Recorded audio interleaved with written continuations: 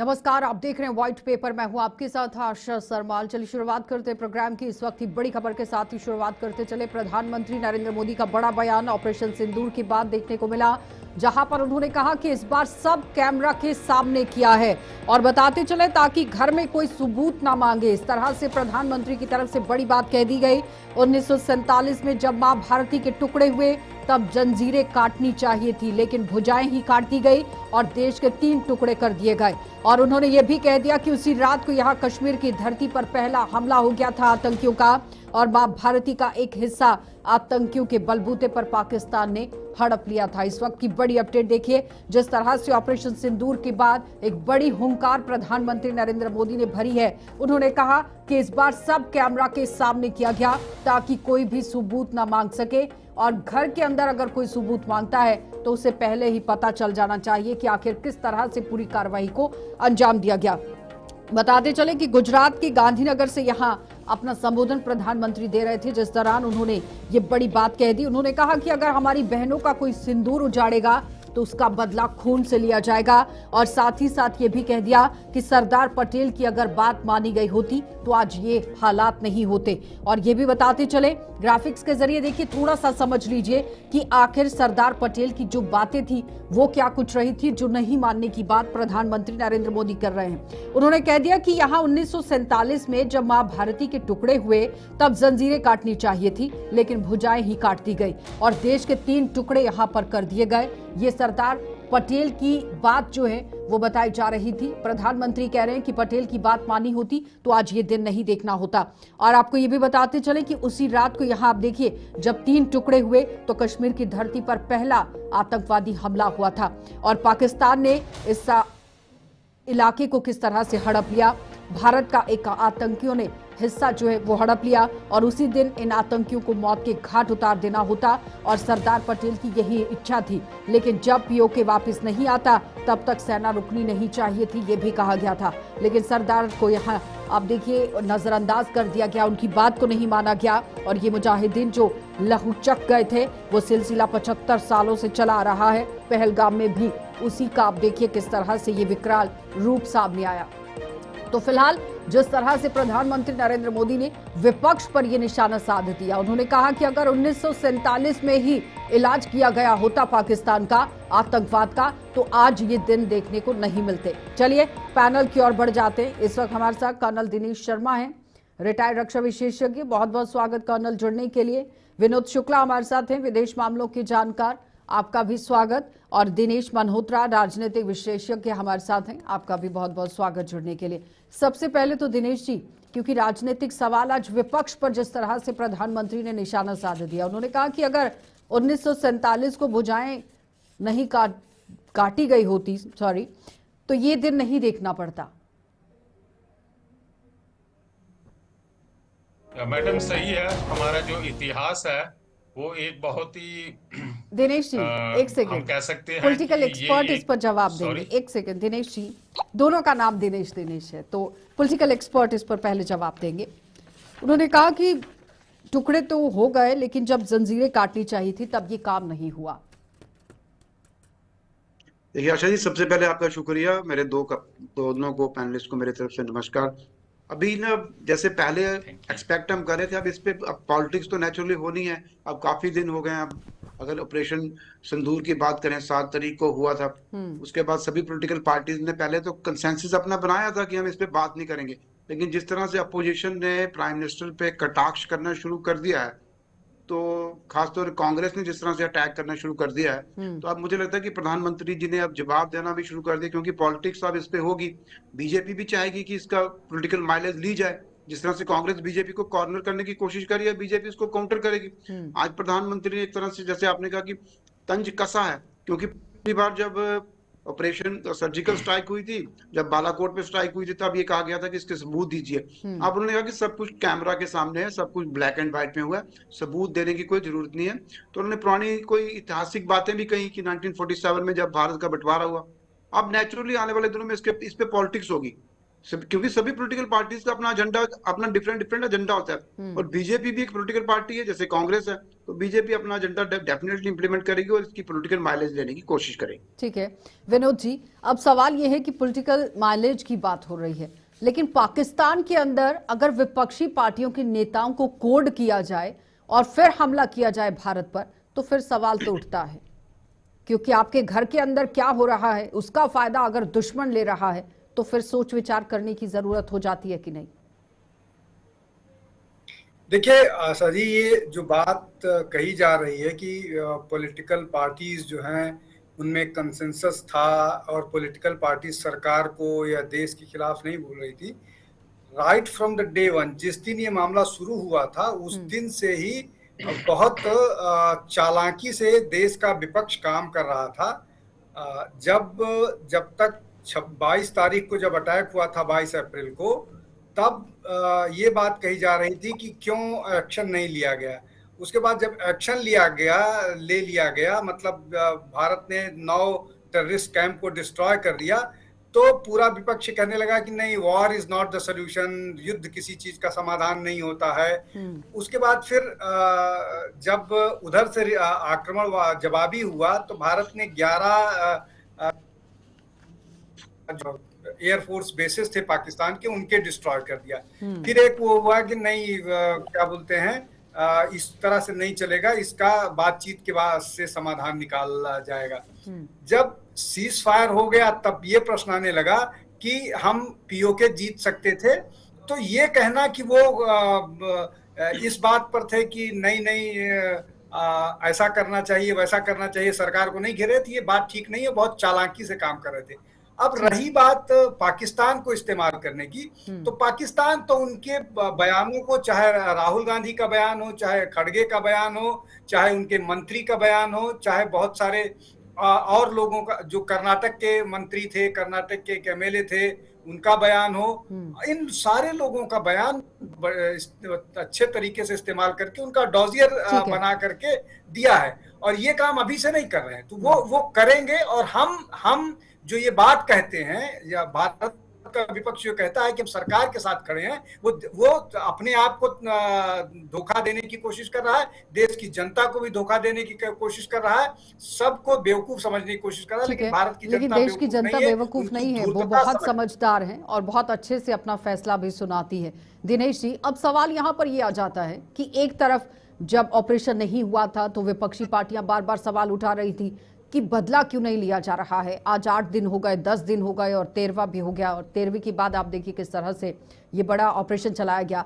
जब हो गया ऑपरेशन, उसके बाद ये कहा गया कि रोका क्यों गया, पीओके को ले लेना चाहिए था। फिर ये कह दिया गया कि इस तरह से युद्ध नहीं होना चाहिए था, जानी नुकसान हो जाता है। इससे कहीं ना कहीं सेना के मनोबल को गिराने की कोशिश होती है कि नहीं होती है विपक्ष की तरफ से, और फिर आप पल्ला भी झाड़ देते हैं, आप कह देते हैं कि नहीं, सेना सबसे सर्वोपरि है, सेना को सैल्यूट है। Dinesh ji, colonel Dinesh ji, thank you ma'am, thank you for calling me. देखिए मैडम, मैं आपसे ये बताना चाहता हूं कि जो भी कुछ आपने मेरे से एक सवाल पूछा है, सेना जो है, मैं एक तकरीबन 3 दशक से ज्यादा सेना में रह चुका हूं, और I can say with conviction कि सेना जो है कभी प्रेशर में या जल्दीबाजी में हम कोई भी एक्शन नहीं लेते हैं, क्योंकि उसके पीछे का एक कारण ये है कि हम लोग जो हैं $बिलियन के हमारे पास जो हैं इक्विपमेंट होते हैं, और दूसरा जो है कि हम कम्युनिटी के साथ जो है डील नहीं कर रहे हैं, हम ह्यूमन लाइफ्स के साथ डील करते हैं। तो हम पूरी प्लानिंग के साथ, प्लानिंग के बाद दूसरा दुश्मन देश किस प्रकार से रिएक्ट करेगा, उसको हम किस प्रकार से काउंटर करेंगे, ये सारी बातें सोचने के बाद, जबकि पलड़ा हमारी तरफ भारी होता है हर तरफ से, तो सेना जो है एक्शन करती है, प्रेशर में कभी नहीं करती। ये मैं दोबारा बात को दोहराना चाहता हूँ। अब आ जाती है बात की युद्ध को क्यों रोक दिया, किस लिए रोक दिया, तो उसमें जो है मेरा ये कहना है, देखिए हमारे तीन हमारे एम थे। पहला था पॉलिटिकल एम, जो कि हमारे प्रधानमंत्री साहब ने क्लियर कर दिया था तो उस एम को जो है सेना ने अचीव कर लिया, उनके टेररिस्ट कैंप्स को जो है बर्बाद कर दिया। दूसरा था हमारा मिलिट्री एम। मिलिट्री एम के अंदर जो है पाकिस्तान हमेशा अपने सपनों में खोया रहता था कि भारत की सेना अगर कुछ रिटेलिटरी एक्शन करेगी तो वो सिर्फ पाकिस्तान ऑक्युपाइड कश्मीर के अंदर करेगी। लेकिन इस बार भारतीय सेना ने उनका ये मिथ तोड़ दिया कि हम पाकिस्तान के हार्टलैंड के अंदर भी अटैक कर सकते हैं और पाकिस्तान के अंदर हम हर एक जगह के ऊपर डीप स्ट्राइक कर सकते हैं, जिस प्रकार के हमारे पास वेपन है और हमारी भारतीय सेनाओं का मोराल हाई है। तीसरा जो मेरी मुताबिक जो एम था वो था एक साइकोलॉजिकल एम को हासिल करना। वो ये था कि जिस प्रकार से हमने सटीक 9 टेररिस्ट कैंप के ऊपर अटैक किया, उनको आतंकवादियों को मारा, जो खबरों में आया तकरीबन 100+ के आसपास मारा है। तो इससे क्या होता है कि एक प्रकार का डर या खतरा जो है वो आतंकियों में, और जहाँ जो पोटेंशियल आतंकी होते हैं जो बनना चाहते हैं, उनके दिलो दिमाग के अंदर एक प्रकार का डर बैठता और उनको एक मैसेज चला जाता है कि पाकिस्तान के अंदर आप किसी की भी छत्र छाया मेरे, चाहे वो ISI है या पाकिस्तान आर्मी है, भारतीय सेना हम आपको किसी भी कोने से जो है ढूंढेंगे और आपको मारेंगे। तो ये जब भारतीय सेना का जज्बा और जोश तो सबने देख लिया, और अब जिस तरह से कार्रवाई हुई है उसकी तारीफ भी पूरे देश के अंदर हो रही है और पूरी दुनिया के अंदर तो डंका बजा दिया भारत ने। लेकिन सीधा सीधा सबूत तो उसी वक्त देखने को मिल गया था जब बड़े आतंकियों को मौत के घाट उतारा गया और वहां पर सलामी देने के लिए आर्मी के लोग भी पहुंच जाते हैं, राजनीति से जुड़े हुए लोग भी पाकिस्तान के अंदर पहुंच जाते हैं। तो इससे बड़ा सबूत और क्या था?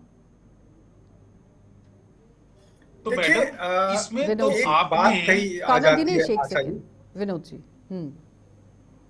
अच्छा आशा जी, एक बात कही जाती है कि अगर कोई आदमी सो रहा है तो उसको जगाना आसान है, लेकिन अगर कोई आदमी सोने का नाटक कर रहा है तो उसको जगाना मुश्किल होता है। तो भारत का विपक्ष लगभग इसी तरह की स्थिति में है। वो नाटक करता है कि ये नहीं हुआ है, उसको भी मालूम है कि भारतीय सेना ने क्या किया है। अब देखिए इसमें डबल स्पीक नजर आती है। आप ये कह रहे हैं कि भारतीय सेना ने बहादुरी का काम किया है, उस पर कोई प्रश्न ही नहीं कर सकता है, लेकिन प्रधानमंत्री कायर हैं,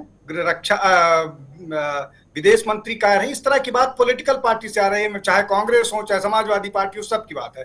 अब आप ये दोनों बात कह रहे हैं, जबकि भारत एक डेमोक्रेसी है, उसमें सेना जो है इंडिपेंडेंट डिसीजन नहीं लेती है, बिना पॉलिटिकल लीडरशिप के साथ बैठ करके। अब आप इसको इस तरह से समझिए कि भारत ने जो अटैक किए हैं वो बाकायदा प्लान करके इतने प्रिसिशन के साथ अटैक किए हैं कि उनको मैक्सिमम डैमेज किया है और भारत को ऑलमोस्ट जीरो डैमेज हुआ है। तब जब आप ये बात कह रहे हैं कि वहां पर ऐसा हुआ और इस तरह की चीजें आई, आपको सबूत चाहिए, आप ये कह रहे हैं कि हमारा प्लेन गिर गया है, आप भारत की तरफ से बोल रहे हैं या पाकिस्तान की तरफ से बोल रहे हैं, आप क्या बात कर रहे हैं? तो ये एक बड़ा मसला है विपक्ष के साथ कि उनको हर बात का सबूत चाहिए। जब पिछली बार अटैक हुआ था तो बोले थे कि वो पेड़ गिरे हैं, कौवे मरे हैं, इस तरह की बात विपक्ष करते हैं। ये बेसिकली पिछली बार जब राहुल गांधी की तरफ से, अरविंद केजरीवाल की तरफ से सवाल पूछे गए थे और इस बार भी जैसे ही सवाल आ गया कि कितने फाइटर जेट गिरे हैं, तो एक जवाब सीधे तौर पर आप देखिए ना किस तरह से चीफ की तरफ से भी दिया गया था कि हमने जितने अपने जवानों को भेजा था वो सेफली वापस आए हैं। तो इससे बड़ा जवाब तो कोई हो नहीं सकता था। लेकिन अगर पॉलिटिकली हम इसे देखें तो क्या लगता है कि राजनीति जिस तरह से चमकाने की कोशिश की जा रही है विपक्षी पार्टियों की तरफ से, आने वाले समय में कुछ फायदा होगा क्या? आशा जी, मैं इसको विनोद जी एक सेकंड कह सकता हूं। एक सेकंड विनोद जी, एक सेकंड। अच्छा दिनेश जी, सॉरी। देखिए आशा जी, राजनीति का स्तर बहुत गिर चुका है। मैंने नया जर्नलिज्म ज्वाइन किया था, थोड़ी देर हुई थी जब करगिल कॉन्फ्लिक्ट हुआ था। उसमें मुझे याद है कि आरएसपुरा में कांग्रेस की एक जनसभा हो रही थी, उसमें राजेश पायलट आए थे। तो पत्रकारों ने उनसे सवाल पूछा कि सरकार फेल हुई है, तो उन्होंने कहा नहीं, अब सरकार के ऊपर हम बिल्कुल कोई बात नहीं करूंगा, मैं करगिल के ऊपर सरकार को बिल्कुल मैं क्रिटिसाइज नहीं करूंगा क्योंकि ऑपरेशन चल रहा है। उस समय ये स्तर था राजनीति का कि अपोजिशन पार्टी भी सपोर्ट करती थी। 1971 में जब बांग्लादेश बना, उस समय अटल बिहारी वाजपेयी ने उस समय की प्रधानमंत्री को भी उपाधि दी थी। राजनीति का स्तर गिर चुका है, सभी पॉलिटिकल पार्टीज निम्न स्तर पर आ गई हैं, बिल्कुल नीचे स्तर पे क्रिटिसाइज करती हैं। कांग्रेस जो रोल प्ले कर रही है, बीजेपी भी नेचुरली वही रोल प्ले करेगी। अब वो राजनीति नहीं रही कि जब कंसेंसस बने, मुझे नहीं लगता किसी बात पे कंसेंसस था, सिर्फ एक दो स्टेटमेंट को छोड़ के। बाकी डे वन से ही कांग्रेस ने डायरेक्टली और इनडायरेक्टली बीजेपी के सरकार पे, खासतौर पे प्रधानमंत्री पे पर्सनल अटैक करना शुरू कर दिए। जब प्रधानमंत्री ने कोई एक्शन नहीं लिया, जो प्रधानमंत्री का एक फोटो आई थी सोशल मीडिया पे, वो क्या इंडिकेट करती थी? क्योंकि कांग्रेस अब अपोजिशन नहीं कांग्रेस कर रही है, कांग्रेस प्रधानमंत्री से हेट कर रही है, और हेट वाली पॉलिटिक्स जो है ज्यादा देर चलती नहीं है।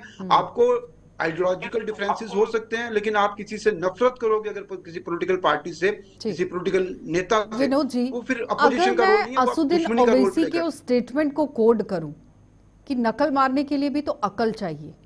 आप 2019 का फोटो दिखा रहे हैं जब कॉन्फ्लिक्ट यहाँ लद्दाख के अंदर हो जाता है, वो फोटो आप दिखा रहे हैं कि हमने फतह हासिल कर ली, चीफ मार्शल आप बन गए। नहीं, हम विनोद जी, हमें आशा जी कम से कम एक सेकंड, हमें आशा दिनेश जी एक सेकंड, विनोद जी देखिए अंतर्राष्ट्रीय पटल पर उन्होंने बताने की कोशिश की। पाकिस्तान से हमें आशा जी पाकिस्तान से एक सीख तो लेनी चाहिए कि पाकिस्तान में सारी political parties on same page, कोई भी अपनी सरकार के खिलाफ या अपनी आर्मी के खिलाफ कुछ नहीं बोल रहा है। लेकिन हिंदुस्तान एक ऐसी स्टेट है, भारत एक ऐसा कंट्री है जहां पॉलिटिकल पार्टीज, अपोजिशन पार्टीज सरकार को घेरने की कोशिश में लगी है। बड़ा अनफॉर्चुनेट है। ठीक है विनोद जी, अब जवाब दीजिएगा उसी सवाल पर, कंटिन्यू कीजिए। देखिए, ये जो नकल और अकल की बात है, वो बिल्कुल सही बात है कि नकल करने के लिए अकल की जरूरत होती है। दूसरी बात, आप ये समझिए जो पाकिस्तान के क्लेम्स जो हैं, वो चाहे 47 से और 99 तक उन्होंने कभी ये एक्सेप्ट ही नहीं किया कि उनकी हार हुई है। वो हमेशा से इसी तरह के फॉल्स क्लेम्स करते रहे हैं, और उनके फॉल्स क्लेम को ताकत तब मिलती है जब भारत में लोग अपनी ही जीत को क्वेश्चन करने लगते हैं, और यही सबसे बड़ी स्ट्रेंथ है पाकिस्तान की हो जाती है। और ये डेवलपमेंट तब से ज्यादा बढ़ा है जब से लीडरशिप जो है वो राहुल गांधी के पास आई है, या जब से राहुल गांधी कांग्रेस को कमांड करने लगे हैं। उन्होंने एक अलग तरह का नैरेटिव दिया है जहां पर भारत के इंटरेस्ट को कॉम्प्रोमाइज करना जैसे एक उनकी कांग्रेस की पॉलिसी बन गई है। अब उसका एक और बड़ा कारण है, अभी जो अभी की सिचुएशन में, चूंकि कांग्रेस 3 चुनाव लगातार हार चुकी है, अब वो इतने डेस्परेट हो गए हैं कि आप अगर सोशल मीडिया के पोस्ट तो देख लीजिएगा, ऐसे लगेगा ही नहीं कि कांग्रेस भारत में चुनाव लड़ती है और भारत की राजनीतिक दल है। ऐसा लगता है कि कांग्रेस को पाकिस्तान में चुनाव लड़ना है। ये इस तरह की स्थिति है। तो दिनेश, 2 फैक्टर्स हैं। एक मिनट बस, 2 फैक्टर हैं। एक ये कि पाकिस्तान झूठों का सरताज है और उसने 47 से लेकर अब तक अपना वही स्टैंड रखा है। दूसरा, उसको अब भारत से भी कांग्रेस के रूप में एक बड़ा सहयोगी मिल गया है। ठीक है कर्नल दिनेश, जिस तरह से डिवाइड एंड रूल पॉलिसी हमेशा पाकिस्तान खेलता आया है और भारत के अंदर माहौल को खराब करने के लिए भी पूरी तरह से काम जारी रहता है, लेकिन सवाल यहाँ पर ये हो जाता है कि जब आपकी गवर्नमेंट के अंदर कोई सवाल नहीं होता, वहां से आपकी ताकत बन जाती है, लेकिन देश के अंदर आप सपोर्ट करते हैं, कहते हैं कि हम साथ हैं, लेकिन साथ होने का वो नाटक था या सिर्फ सही में साथ था? ये बड़ा सवाल है कि साथ कहना या साथ खड़े होना, दोनों शब्दों में फर्क है। आशा जी, एक नागरिक होने के नाते जो मुझे इंप्रेशन मिलता है कि जिस समय ये जितनी पॉलिटिकल पार्टीज थी, उन्होंने जो अपनी स्टेटमेंटें दी थी कि हम भारत सरकार के साथ हैं, भारत सरकार जो है पाकिस्तान के बरखिलाफ कुछ भी एक्शन लेगी तो हम भारत सरकार के साथ हैं, तो मेरे दिमाग में ये सवाल आता कि इस प्रकार की स्टेटमेंट का एक ही मतलब होगा कि वो अपना जो है पॉलिटिकल स्पेस जो है वो बनाना चाहते थे। अगर इस समय के ऊपर वो इस प्रकार की स्टेटमेंट ना देते तो देखिए कि भारत की जो जनता है हम लोग बड़े इमोशनल हैं अपने देश की सुरक्षा और अपने देश की इज्जत के खातिर जो है इंडियंस जो हैं 99.9% इंडियंस है बड़े इमोशनल हैं। तो पॉलिटिकल पार्टीज जो हैं उन्होंने ये एक बड़ी सोची समझी रणनीति अपनाई और उन्होंने अपनी सॉलिडेरिटी जो है वो भारत सरकार के प्रति उन्होंने दर्शाई। लेकिन उसके बाद जब उन्होंने देखा कि सब कुछ जो है बहुत सक्सेसफुली हो रहा है, तो जो सरकार है, जब भारतीय जनता पार्टी है, उसको इसकी पॉलिटिकल माइलेज मिलेगी आने वाले दिनों में या आने वाले इलेक्शनों में। तो इस चीज को जो है वो किसी भी कतई भी जो है वो बर्दाश्त नहीं कर पाए और उन्होंने इसके बाद जो है धीरे धीरे लेकिन कर्नल दिनेश, निकालना शुरू कर आदमपुर दिया एयरपोर्ट को ध्वस्त कर दिया गया, उधमपुर के अंदर एयरफोर्स को ध्वस्त कर दिया गया, ये बड़ी बातें कही गई। एयरपोर्ट को जम्मू के अंदर ध्वस्त कर दिया गया, यूनिवर्सिटी को ध्वस्त कर दिया गया, ये तमाम प्रोपेगेंडा चलाया गया। लेकिन जब भारत की तरफ से तस्वीरें साझा की गई तो वो एक सबूत के तौर पर थी। पाकिस्तान की तरफ से अभी तक कोई सबूत जारी किया गया है जो विपक्ष देश के अंदर, भारत के अंदर बैठकर सवाल उठा रहा है, वहां से तो थोड़ा सा समझ सकते हैं कि नहीं समझ सकते हैं? मैं आपसे सहमत हूं।